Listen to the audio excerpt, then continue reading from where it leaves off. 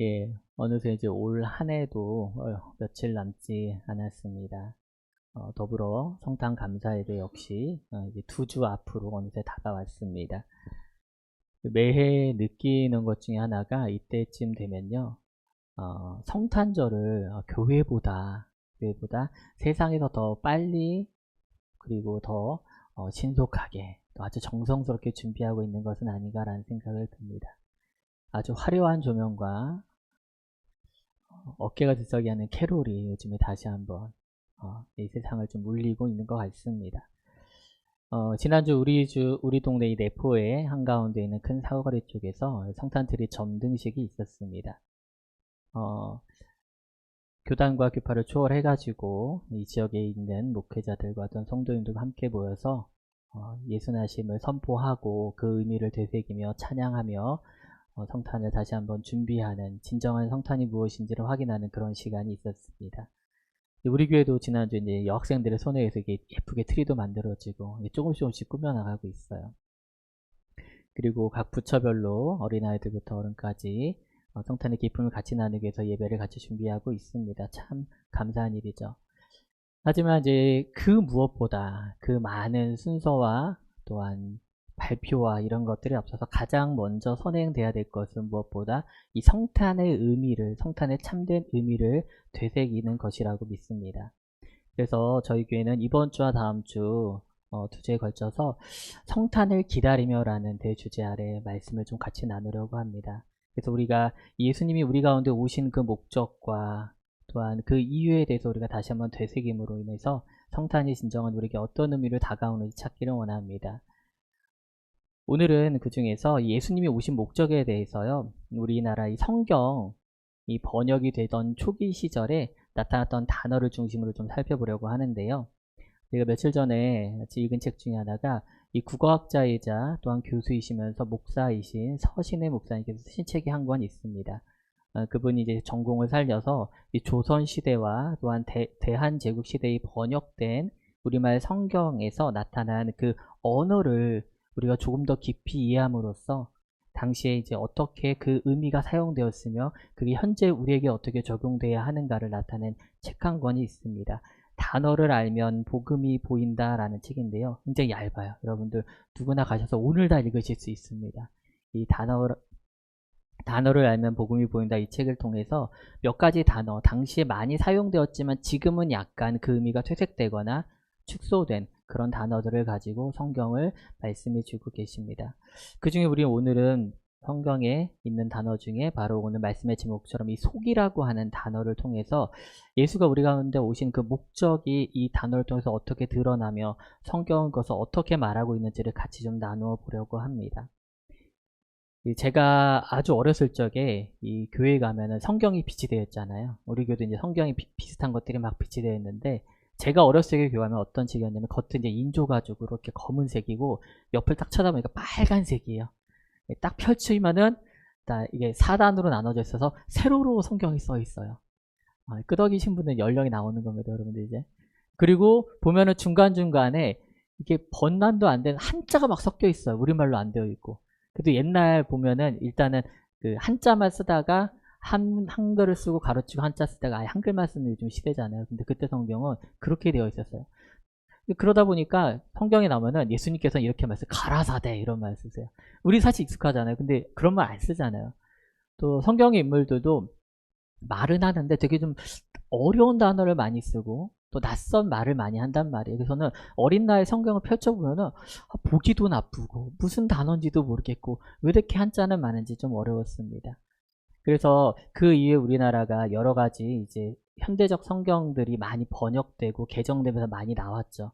그래서 실제로 저도 말씀을 선포하면서 다른 번역의 성경들 종종 차용을 합니다. 그 성경을 통해서 우리가 현 시대에 맞는 조금 더 이해가 되는 말씀 전달하기 수월하기 때문이죠. 하지만 반대로 생각하면요. 그 당시에 번역된 그 성경에 나온 단어들을 우리가 정확히 이해하고 습득한다면은 그 당시에 복음이 전파됐을 우리나라 초기의 사람들이 어떻게 복음을 받아들였는지에 대해서 우리는 좀 더 명확하게 알 수 있게 될 것입니다. 그 중에 바로 이 속이란 단어가 성경의 핵심을 짚어주는 단어이자 또한 성탄을 기다리는 우리에게 예수가 이 땅에 오신 목적을 드러내는데 이해하는 데 굉장히 중요한 단어입니다. 그 속자가 속자의 속자입니다. 속자의 속자. 근데 이 단어를 잘 보시면 두 가지로 쪼개져 있는데 하나는 바로 조개 패자와 또 하나는 팔매자라고 하는 단어가 합쳐서 만들어진 한자어입니다. 조개는요, 오랜 시간 동안 화폐를 대신해 왔습니다. 그러니까 조개를, 즉 이 말은 조개가 돈이나 값을 의미하는 거고요. 팔매자가 합쳐져서 속자는 결국에는 이 값을 지불하고 팔고 사는 그 행위가 담겨져 있는 단어라는 것입니다. 이 속이란 단어는요, 사실은 조선시대에 아주 널리 쓰인 법률 용어이자 또한 법률 제도였었습니다. 그래서 당시 사람들은 이 속자가 들어간 다양한 단어들이 굉장히 익숙했고 생활에 아주 밀접하게 사용을 했었다는 것이죠. 충분한 이해가 있었다는 겁니다. 자, 그러면 이 속자가 이런 의미가 있다면은 도대체 무엇을 위해서 또한 무엇을 지불하는 것인지에 대한 이해가 우리는 필요합니다. 성경은 이걸 통해서 어떻게 우리에게 드러내면 첫 번째는 바로 죄인의 신분을 벗어나기 위해서 지불했다라고 말하고요. 또한 천민의 신분에서 벗어나기 위해서 값을 지불했다고 우리에게 알려줍니다. 그래서 전자는 죄값인 셈이고요. 이제 후자는 몸값이라고 할 수 있습니다. 그래서 먼저 우리가 죄값을 지불하는 것에 한번 얘기를 좀 나눠봤으면 좋겠습니다. 지은 죄에 따라서 이 합당한 죄값을 치러야 우리는 잘 알고 있는 것처럼 구속된 상태에서 풀려나거나 아니면 죄사함을 받을 수 있습니다. 과거에는요, 이 죄의 종류에 따라서 형벌을 받을 때 매로 맞거나 아니면은 속물을 바쳐서 속죄를 해야 했습니다. 만일 과거에 그 나라에, 우리나라에 아주 큰 공을 세웠다 그러면 그걸로 대체하는, 가름하기도 했었습니다. 그런데 중요한 건요, 여러분들, 이 죄에 대한 값을 치르는 이 속제도를 행할 적에 죄의 크기가 얼마나 크며 이것에 대한 속물의 규모는 얼마가 될런지는 그 지역의 관장이 결정을 했습니다. 관장은 이제 그 사건을 맡은 사람인데, 그때 당시 용어로는 뭐 그 지역의 사또가 될 수도 있고요. 아주 큰 사건이라면 관장이 직접 될 수도 있었습니다. 그리고 중요한 것은 그 관장의 허락을 맡아야만 형벌을 받는 대신에 속물이나 혹은 과거의 공으로 대속이 될 수 있었다는 것이죠. 우리는 그래서 이 부분에서 먼저 이 복음에 대한 의미를 발견할 수 있습니다. 여러분들 이제 사람이 사람에게 잘못을 하면은 어떻게 하죠? 뭐 요즘 같으면 뭐 벌칙금을 낸다거나 또는 안 되면은 우리가 구치소에 들어가서 구류를 당한다거나 뭐 다양한 방법이 있죠. 하지만 사람이 하나님에게 지은 죄는 어떻게 될까요? 그런 방식으로 가능할까요? 그런 방식으로 대체가 안 됩니다. 그리고 또한 문제는 무엇이냐면 그 모든 죄에 대하여 재판관은 하나님 본인이 되신다는 겁니다. 그리고 우리가 잘 알고 있는 것처럼 죄의 결과는 죽음이라고 성경은 분명히 이야기하고 있습니다. 그런데 이러한 중차대하고 엄중한 상황에서 바로 이때 하나님의 은혜가 발동되는 것입니다. 하나님께서 죄인을 위해서 그 죄값을 대신 치러준다. 이것이 바로 복음인 것입니다. 또한 죄인이 된 내가 아니라 다른 이가 그 죄값을 대신 치르게 한다. 이것이 하나님께서 우리에게 베푸시는 복음이자 또한 은혜인 줄 믿으시기 원합니다. 그 얘기가 바로 우리 레위기 1장 3절과 4절에서 볼 수 있는데 우리 한번 같이 읽어보겠습니다. 시작. 그 예물이 소의 번제이면 흠없는 수컷으로 회막문에서 여호와 앞에 기쁘게 받으시도록 드릴지니라. 그는 번제물의 머리에 안수할지니 그를 위하여 기쁘게 받으심이 되어 그를 위하여 속죄가 될 것이다. 아멘. 보시는 것처럼 구약에서는요, 이 제사제도를 통해 가지고 우리의 죄값을 양이나 소가 속물이 되어서 속죄를 하였다는 것이죠. 근데 하지만 이 방식은 어때요, 여러분들? 한계가 있습니다. 계속 끊이지 않고 제단에서 제물이 바쳐질 수밖에 없는 그 상황 우리가 너무 잘 알지 않습니까? 그게 뭐예요? 죄에 대한 근원적인 문제가 해결되지 않는다는 것이죠. 죄값을 치르는 다른 방식 자체, 그 자체는 사실은 우리가 지은 죄를 이 방식으로 할 수 있다는 것 자체는 은혜임에 틀림이 없지만은 죄인이라고 하는 그 원천적인 우리 죄인의 신분 자체가 해결되지 않는다는 것입니다. 그래서 신약으로 넘어와서 히브리서 기자가 하나님의 은혜가 다른 방식으로 발동되기 시작했음을 우리에게 알려주는 것입니다. 우리 한번 같이 봉독하겠습니다. 시작. 염소와 송아지의 피로 하지 아니하고 오직 자기의 피로 영원한 속죄를 이루사 단번에 성소에 들어가셨느니라. 아멘. 이 방식이 뭐예요? 더 이상 가축들이 속물이 되는 것이 아니라 바로 이 예수 그리스도가 자기 피로 영원한 속죄를 단번에 이루셨다는 겁니다. 이것이 복음이요, 이것이 하나님의 은혜인 줄 믿으시기 바랍니다. 우리가 한 걸음 더 나아가서요, 이 속의 두 번째 의미를 이해하면은 왜 이런 방식으로만 가능했는가에 대한 이해가 깊어지게 됩니다. 바로 몸값을 대신한다라고 하는 속의 의미에 대해서 우리가 좀 살펴보고자 합니다. 앞서 말씀드렸지만 이 속의 두 번째 방식은요, 바로 천민이 그 신분을 벗어나서 양민이 되는, 그 신분을 벗어나기 위해 값을 지불하는 것입니다. 조선시대에는 세금이라던가 또는 부역의 의미가 양민에게만 부여됐습니다. 양민에게만. 그러니까 천민의 수가 계속 늘어나는 것을 달궈하지 않았다는 거예요. 그래서 경계하고 좀 제한했습니다. 또한 천민이 양민이 되는 그 범위도 조금 확대를 했는데, 그렇게 이제 천민에서 양민이 되는 일이 천민이 속하여 양민이 되었다. 그래서 이게 바로 속양이 되는 겁니다. 천민이 속하여 양민이 되었다. 이 말을 줄여서 속량이라고 당시에는 사용을 했습니다. 이 속량의 방식은 크게 두 가지로 나눌 수가 있는데요. 먼저는 주인과 노비가 합의를 해서요, 자신의 몸값을 내는 거예요. 그걸 속전한다고 하거든요.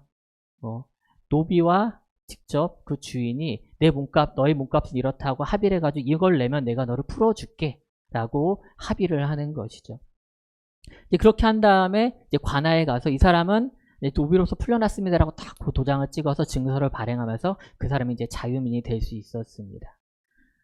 근데 노비라고 하는 게 어때요? 사실은 그 주인의 재산이거든요. 그렇죠? 재산이기 때문에 얼마나 값이 크겠어요. 앞으로 일할 가치라던가 모든 걸 따진다면은 절대 만만치 않은 금액이었습니다. 그리고 무엇보다요, 어떻게 노비가 어떻게 돈을 마련했다 쳐도 그 주인이 이 속량을 허하지 않으면 절대 이루어질 수가 없었습니다. 그러니까 주인의 허락이 있어야만 가능한 제도였다는 것이죠. 자, 방금 전에 말씀 이 속전을 내므로써 속량이 되는 방식이 있었는데 또 다른 방식이 하나 있습니다. 속량이 가능한 법을 바로 대구속신이라는 단어입니다. 대구속신, 줄여서 대속이라고 말하기도 합니다. 여기서 말하는 대자는 대신한다는 뜻이고요. 이 구자, 이 구자가 사람을 의미해요. 그러니까 사람을 대신해서 다시 대속해주는 것인데, 여기서 사람을 인자가 아니라 구자로 쓴 거는 당시에 역시나 이 노비를 재산으로 봤기 때문에 사람 인자가 아니라 이 구자를 쓴 것입니다. 그러니까 대구속신은 간단히 말해서 뭐냐면요, 내가 노비잖아요. 그쵸? 내가 풀려나고 싶어. 근데 속전은 마련할 수 없어요. 그러면은 나와 나의 이 노비 업무를, 일을 대신할 사람을 데려와서 이 사람을 노비로 삼는 거예요. 그게 대구속신이고 대속인 것입니다. 노비를 사가지고 상전에게 줌으로써 내가 풀려나는 거예요. 그런데 이 대신할 노비에 대한 조건이 있어요. 뭐냐면은 나와 성별이 같아야 되고요. 연령도 비슷해야 되고 건강한 정도도 같아야 돼요. 그래야 말 그대로 이 대구속신이 가능했던 것입니다. 근데 그렇게 사람이 쉽겠어요? 그런 사람이, 내가 노비가 되어줄게 이런 사람이 어디 있겠어요? 그쵸? 근데 어떻게 힘들게 준비했다 쳐요. 이 사람 나랑 비슷해. 성별도 같고 연령대도 비슷하고 건강이 앞으로 일할 일이 많아 해서 데려왔어도 역시나 주인이 이것을 허하지 않으면은 속량이 이루어질 수 없었습니다. 이처럼요, 이 속이라고 하는 건요, 여러분들 아주 근본적으로 신분의 변화를 일으키는 것입니다. 죄인이 속하여서 자유인의 신분이 되는 것이고요. 천민이 속하여서 양인의 신분으로 변화가 일어나는 것입니다.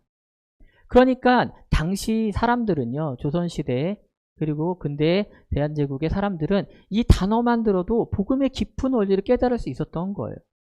왜냐면은 절대로 벗어날 수 없을 것 같은 자신의 신분의 변화가 바로 하나님의 은혜로 가능해졌다는 것을 받아들이기 시작했다는 겁니다. 그러니까 그들에겐 정말 놀라운 일이었어요. 듣어보지 못한 복음이었다는 것입니다. 갈라디아서 4장 5절의 말씀을 그래서 그분들은 당시 사람들은 너무나도 뼈저리게 느꼈다는 겁니다. 여러분 같이 읽어볼까요? 시작.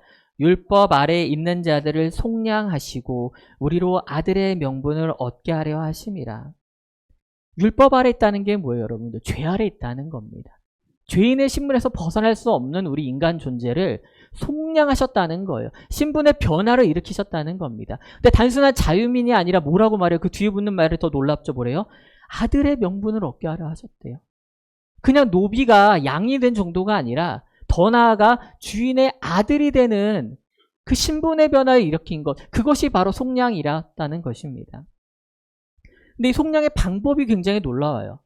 방금 전에 우리가 두 가지 얘기했잖아요. 속전을 바치는 것과 대구속신에 대한 이야기를 했는데 로마서에서는 이 속량의 방식이 성경적으로 어떻게 이루어졌는지 우리에게 보여줍니다. 두 말씀을 같이 한번 읽어보겠습니다. 로마서 3장 24절입니다. 시작. 그리스도 예수 안에 있는 속량으로 말미암아 하나님의 은혜로 값없이 의롭다 하심을 얻은 자가 되었느니라. 4장 6절입니다. 이런 것이 없이 하나님께 의로 여기심을 받는 사람의 복에 대하여 다시 말한 바. 아멘. 이 두 구절에서 우리가 집중해서 봐야 될 단어들이 뭡니까? 바로 하나님의 은혜로 값없이 의롭다 하심을 받았다. 또한 4장에서 뭘 봐야 됩니까? 일한 것 없이. 속량이라는 게 절대 쉽지 않았잖아요, 여러분들. 속전을 준비하거나 대구속신이 준비돼야 되는데 성경에서 말하는 속량은 그런 방식으로 이루어진다는 게 아니에요. 하나님의 은혜로 값없이. 또 내가 일한 것 없이 하나님의 은혜로 이루어진 것. 그것이 바로 진정한 속량이라는 것입니다. 이것이 바로 성경이 말하는 복음이라는 거예요. 그래서 우리는 이것을 알아야 됩니다.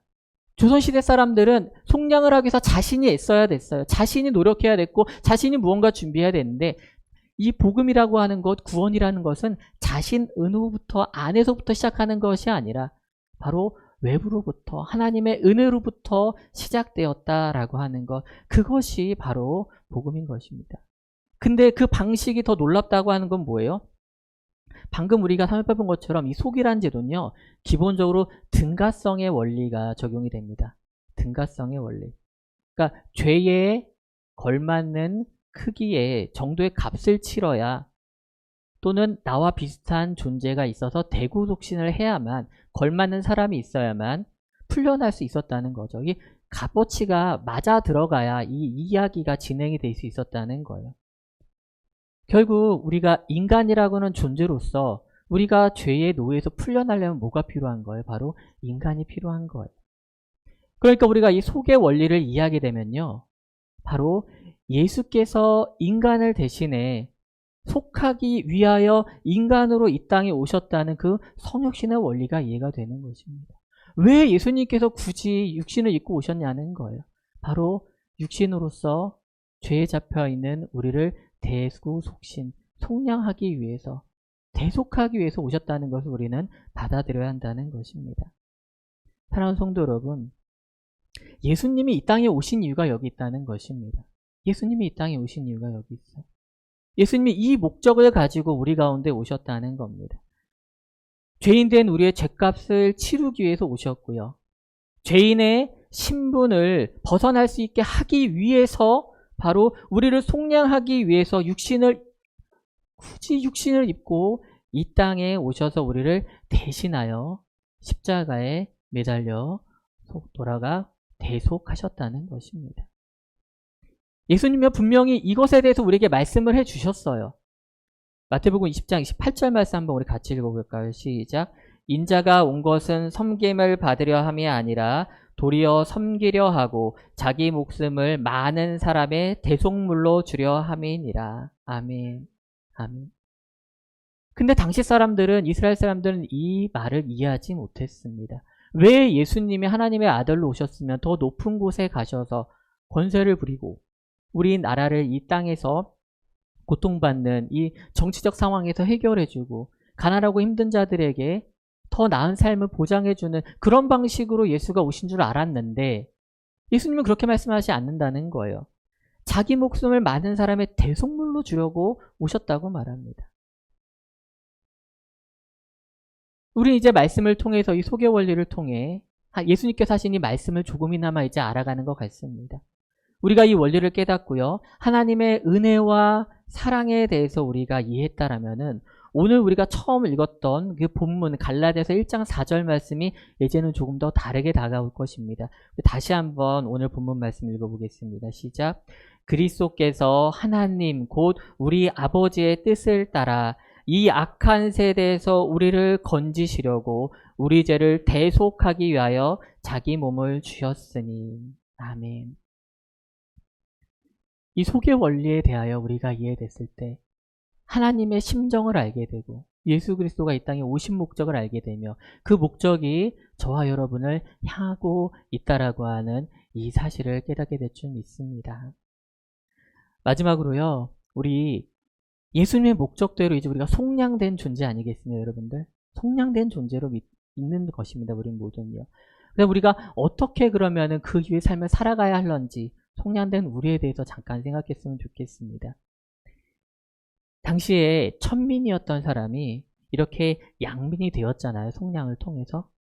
그런데 그렇게 된 사람들은 절대로 다시는 천민과 결혼해서는 안 되었습니다. 내가 양인이 되었어도 내 배우자가 천민이고 그 사람과 다시 결합해서 결혼을 하게 되면은 천민의 신부로 다 회귀가 됐고요. 그 사이에서 태어난 자식들도 천민이 됐고 다시는 속량제도를 통해서 복구가 될 수가 없었습니다. 그렇기 때문에 이 속량받은 존재들은 절대적으로 그 이후에 자신이 과거의 신분제도로 돌아가지 않기 위해서 늘 경계하고 애썼어야 했습니다. 이게 속량이 지속되기 위한 유일한 조건이었어요. 그러니까 속량된 우리가 기억해야 할 단 한 가지도 바로 그것이라는 겁니다. 하나님의 자녀된 우리가 더 이상 죄의 종으로 살던 그 삶으로 돌아가서는 안 된다는 것입니다. 속량받은 우리의 가치와 그 하나님의 일하심을 기억한다면은 우리가 더 이상 과거의 삶으로 돌아갈 수는 없는 것 아니겠습니까, 여러분들? 죄를 경계하면서 성령 하나님의 그 인도하심을 간구하며 우리가 하루하루 살아내는 것, 그것이 바로 속량된 우리가 지켜야 할 우리 삶의 기준과 기본이 되는 것입니다. 이제 교회 밖을 나가면요, 여러분들 다시 한번 말씀 서두에 드렸던 것처럼 화려한 조명과 캐롤송이 막 울려 퍼질 거예요. 흥분되고 연말연시를 맞이하는 우리의 마음 자세가 막 흥분으로 가득 찰지도 모릅니다. 우리가 크리스마스를 준비하죠. 크리스마스. 근데 그 크리스마스에서 우리가 가장 중요한 단어가 뭐예요? 크라이스트입니다. 크라이스트. 즉 예수 그리스도가 그 안에 계심을 우리는 절대 잊어서는 안 된다는 것입니다. 우린 지금도 성산을 기다립니다. 가장 어두운 그리고 가장 해가 짧은 12월에 자기 백성의 죄를 구속하기 위하여 구원하기 위해 오신 그 예수를 우리가 기다리는 좀 있습니다. 우리의 속량을 위해서 스스로 자기 목숨을 내어주신 그 예수 그리스도의 대속하신 그 은혜를, 그 목적을 이 자리에 앉은 모든 성도님들이 잊지 않기 원합니다. 이 속량된 성도의 삶을 귀하게 여기셨으면 좋겠습니다. 여러분 정말 귀한 존재들이세요. 그 속량된 여러분들의 가치를 잃어버리지 않기 원합니다. 그 성도의 삶을 또 하나님께서 구속하신 여러분들의 그 가치를 잃어버리지 않고 주님 안에서 날마다 그 은혜를 맛보며 살아가는 우리 모두가 되기를 주님의 이름으로 축복합니다. 아멘.